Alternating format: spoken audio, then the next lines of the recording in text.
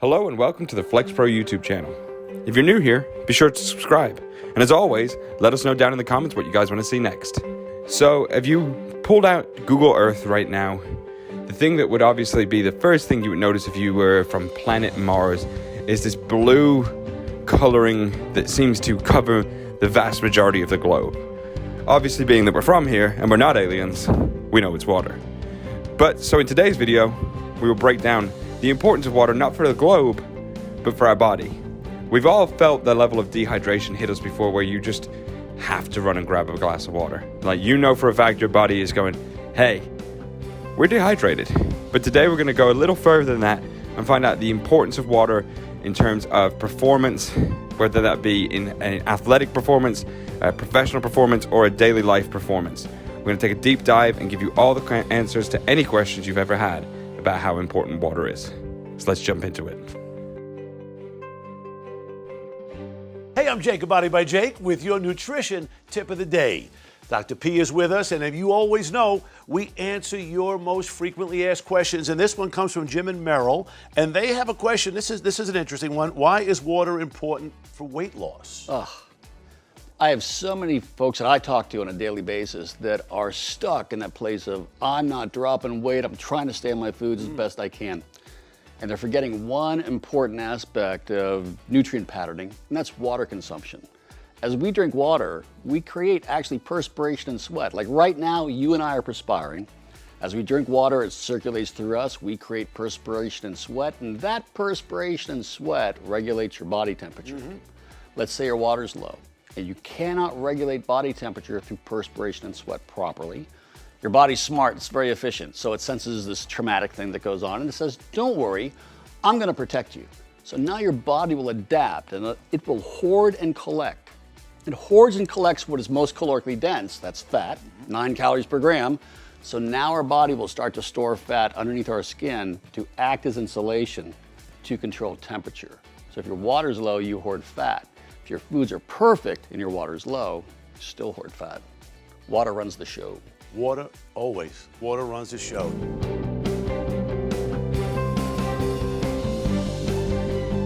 Hey everybody, I'm Dr. Mike, and we're looking at the truths about wellness trends. And today we're going to explore water intake. How much do you really need to drink, and what are the actual facts out there? Water is obviously a crucial component to our bodies. In fact, it makes up the majority of our bodies. Our blood, our organs, all of that needs water to function. So yes, we absolutely do need water, but the myths that have been propagating for years about how much water we have to have may be slightly inaccurate. Patients often come into my office and ask, how can you tell if I'm dehydrated? Or, I'm drinking 8 glasses of water a day. Is that enough for my body? There's usually an answer to that, but it's not by the amount of glasses. It's by something else. Pee. I just wanted you to pop up on screen a giant P. Drinking more water is often said to be the answer for everything. What amazing benefits await for you if you drink more?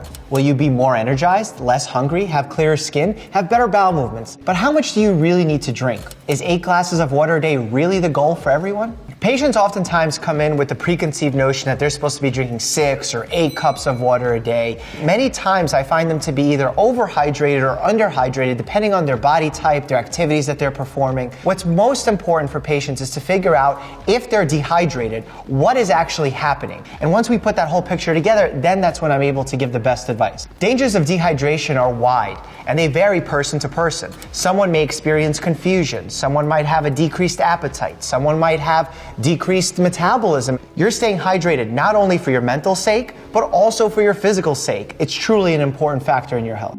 Drinking 8 glasses of water a day is commonly heard wellness wisdom nowadays, but it's also becoming trendier to measure your hydration with things like apps that remind you to stay hydrated and water bottles that track your progress. I like when patients take initiative and put a focused effort to make sure that they're well hydrated, but when you cross that line and it becomes something that causes anxiety in your mind, that could actually do more harm than good.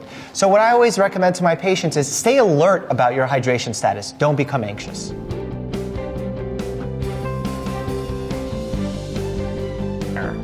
So earlier I said that we can start off with 8 glasses of water, If you're really concerned about how much water you might need, maybe you're an athlete or you just feel like you're not getting enough hydration throughout the day, you can visit your dietitian and he or she can figure that out for you. So earlier I said to get the amount of water that you need, you can put a cup in your bathroom sink so that you can drink a glass in the morning and then a glass at night before you go to bed. And then you can carry around a bottle like this, which contains 6 8-ounce glasses of water. There is a precaution that you need to take if you're carrying around a bottle such as this one. You want to be careful not to leave it in your car, because when these bottles become heated, they release toxins which can be carcinogenic, and we don't want to give ourselves cancer when we're trying to be healthy. So you can do that. Another important thing to think about with water is that you really are like a sponge, if you think about it. And your body cannot handle a large amount of water all at once. So if you're drinking the water throughout the day, that's the most beneficial. If you make a new goal and you decide, I want to drink 8 glasses of water every day, and one day you were very busy and you just didn't get your water in, don't try to drink 8 glasses at night. You're just going to end up having to get up in the middle of the night when you really need a lot of rest and use the restroom. Because if you think about it, with the sponge, your cells can only absorb so much water. So once they're hydrated enough, then the rest is just going to get flushed out of your body. So that's how you properly hydrate yourself. Thirst occurs when there's a need for an organism, such as you, to find and consume water. As you probably already know, without water, you die within a few days, depending on the exact circumstance. I mean, if you're in the Sahara Desert with no protection from the elements, you're likely to die a whole lot quicker than you would if you were in other environments. But all in all, you tend to die within a few days. In contrast, humans can survive without food for weeks to months at a time, again, depending on the exact circumstances. Water is just very, very important. And you find it in 2 places in the body. You can find it inside of the cells, or what we call the intracellular space, or you can find it outside of the cells, in what we call the extracellular space.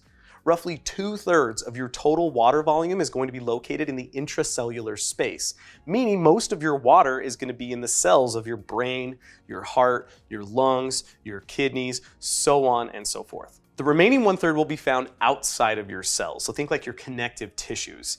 Now this means, depending on the type of dehydration you're experiencing, you could actually experience different types of thirst. An intracellular thirst or an extracellular thirst.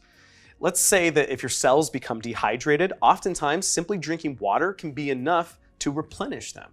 However, if you lose blood, because blood contains water, let's say you get a cut on your arm, that could mean that you need water and salt to help regenerate the blood at its correct concentrations. This could mean you might need a meal to go with your water to fully quench your thirst, although I'm not entirely sure that's the best way to describe it. You might be wondering how much water you should be drinking per day. That's actually a little more difficult to answer than you may think, and that's because it depends on a variety of factors. What altitude do you live at, believe it or not? How old are you? Are you menstruating? Do you consume alcohol? How physically active are you? The list goes on. And while these are all important questions to ask, I personally don't find them necessary to ask in the beginning. Instead, you want to focus on building the habit of drinking water to start off with, and then start to dial in the exact amount you need for you as a person based on your individual circumstances. But that's true of health and wellness in general. If you want to make an overall improvement in your health, well, first you need to educate yourself as to why it's actually important and a good idea to make that improvement, and then you need to build a healthy habit off of that, and then you can even start to expand later on down the road. It's, to me, undeniably the best way to go. Well, there you have it, folks. All the important facts that you need to know about being hydrated and living your absolute best, happiest life. Now, there's a company out there that says, stay thirsty, my friend. We're going to recommend doing the opposite. Stay hydrated, my friends. Have an amazing week.